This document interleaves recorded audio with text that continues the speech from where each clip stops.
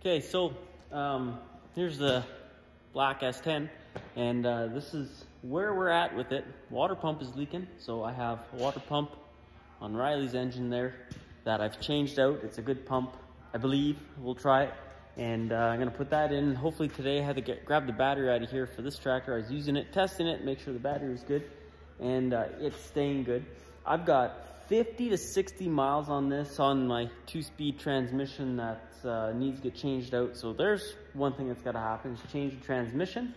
My toolbox on the back's not fastened, so when you give her, it slides all the way to the back of the box, so you have to hit the brakes and it slides all the way forward. Found the brakes on this wheel completely grenaded, so I pinched off the brake line. It's impossible to see, but pinched that off.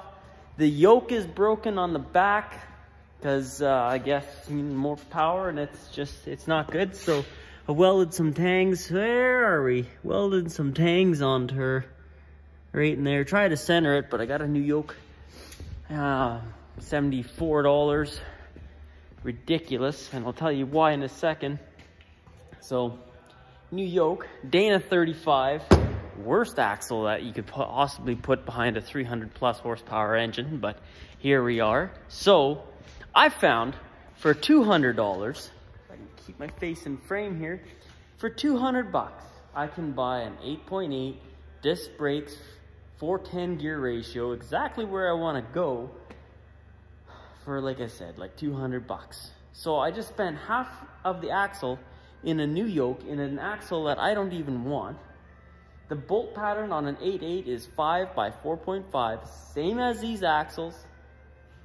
Why am I putting good money after bad? That's what's happening.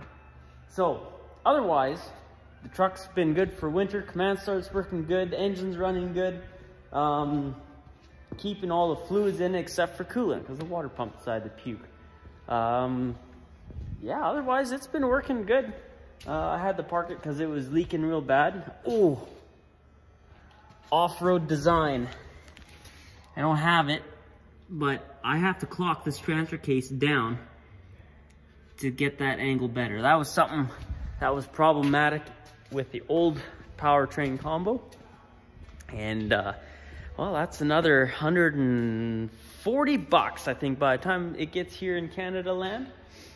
So those are the things that are going to happen. Step 1, water pump. Step 2, transmission, transfer case, get the 4-wheel drive working. That also means getting the 4-wheel drive shifter on. Step 3 is axle. That's got to happen. And then at the same time, if I put 410s in the back, got to find gears for the front. This is not my active project, so this is just, I'm trying to enjoy it with putting as little money into it as possible, and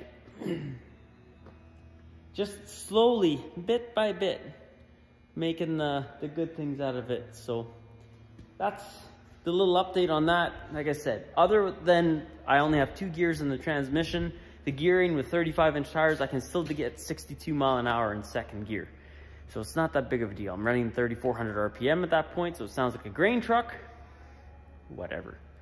So that's kind of my plans for it, but there's other stuff going on, like my car. So this is just as I have time, keep it going.